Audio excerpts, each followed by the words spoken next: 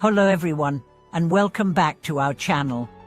It's wonderful to have you here again. For those of you joining us for the first time, a very warm welcome to our growing community. Today's video will be one that could reshape your understanding of spiritual practice and its true purpose. We are going to dive into a profound insight shared by an esteemed teacher, one that could open your heart and mind to a deeper meaning of practice than you may have ever imagined. The question is simple, yet deeply transformative. Why is spiritual practice the true blessing in life? At first glance, the idea of spiritual practice might seem to be something people do to attain personal peace or to escape the troubles of the world. You may even think of it as a way to gain spiritual merit or power. But when you dig deeper, the true blessing of spiritual practice is not about what we get out of it, but rather what it does to us and through us. It's not about accumulating good karma or reaching enlightenment as if it were a goal to be ticked off a list. Instead, it is a journey of transformation, a process that fundamentally changes how we relate to ourselves, to others, and to the entire universe. Let's begin with a story. Many years ago, there was a great spiritual teacher, a man known for his profound wisdom and understanding of the heart of spiritual practice. One day, a student came to him and asked, "Master, what is the purpose of all this practice? Why do we spend so much time meditating, reciting sutras and observing our thoughts? What's the real benefit?" The teacher smiled and answered, "You have asked a very important question, but let me give you an answer that may seem unexpected. The purpose of all this practice is not to escape the world, nor is it to gain something. It's to become fully present in the world as it is. It's to see and feel everything exactly as it is, without judgment, without resistance. And when you do, you will realize that there is no greater blessing than the ability to live each moment in full awareness." The student was perplexed. "Oh, but how can this be a blessing? Surely we practice to improve ourselves, to become better, to achieve something higher." The teacher nodded and said, "Yes, that's what most people think. But the real blessing of spiritual practice is not in what you achieve, but in what you let go of. It is not about becoming someone better, it is about realizing that you are already whole, already complete, and always connected to something much greater than yourself." This insight is a game changer, isn't it? In our world, we are constantly conditioned to strive for more. We are taught that success means accumulating wealth, power, recognition, or even spiritual status. But what if the truest success, the most profound blessing, is the realization that you are enough, exactly as you are, that you are not defined by what you do, how much you earn, or how many followers you have, but by your ability to truly see and experience life in its fullness. This is the essence of spiritual practice. The blessing lies in the liberation from the constant striving, from the need to prove our worth, from the endless chase for more. It lies in the ability to simply be present, be whole, be free. Let's explore this idea further. The true blessing of spiritual practice isn't something we achieve, it's something we realize. It's the realization that we are already connected to the source, already part of the universe, already perfect in our imperfection. We spend so much of our lives trying to change ourselves, fix ourselves, improve ourselves. And yet, spiritual practice teaches us to let go of this need to change, and instead to embrace the present moment as it is. This doesn't mean that spiritual practice is passive, far from it.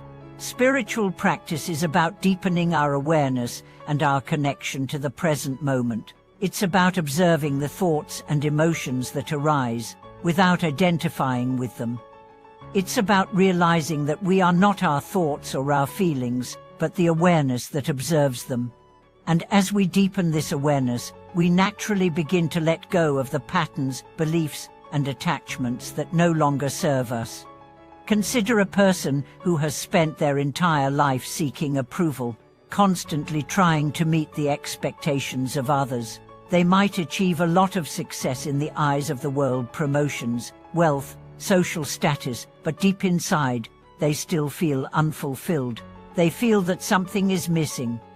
Why? Because they have been chasing something external for so long, they have forgotten to look inward. Spiritual practice gives us the tools to look inward. It shows us that true fulfillment doesn't come from what we achieve or accumulate. It comes from recognizing the peace and contentment that are already within us. The more we practice, the more we realize that we don't need to chase after external validation, because the true blessing lies in our ability to live with integrity, to be present with ourselves, and to engage with the world from a place of deep peace and awareness. But now, let's talk about the teacher's wisdom. Why is spiritual practice considered the true blessing in life? The teacher's wisdom teaches us that the blessing of spiritual practice is not just about inner peace or enlightenment, but about how it allows us to connect more deeply with the world around us.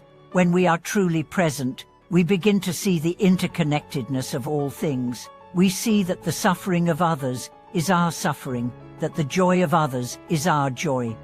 We begin to understand that every moment is precious and that every interaction, no matter how small, is an opportunity for love, compassion, and understanding.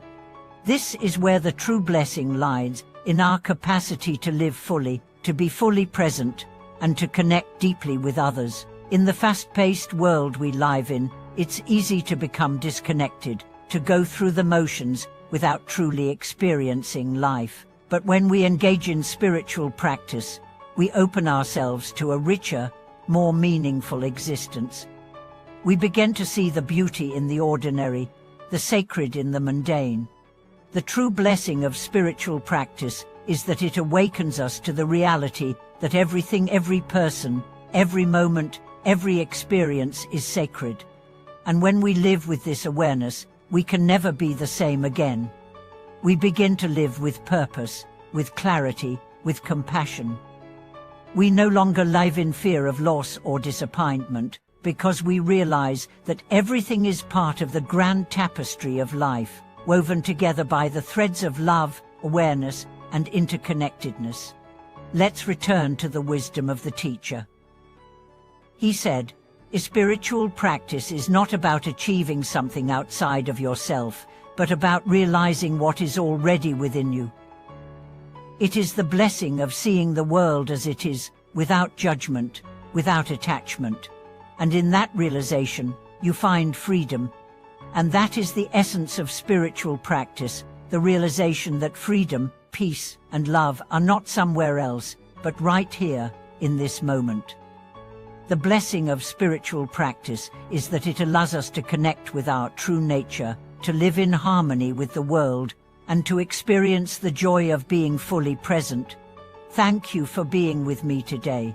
If this video resonated with you, please share it with someone who might benefit from hearing this message. Don't forget to like, subscribe, and leave a comment below. I would love to hear your thoughts. How has spiritual practice brought blessings into your life? Until next time, may you find peace in the present moment, joy in the journey, and love in everything you do. Thank you for watching this video.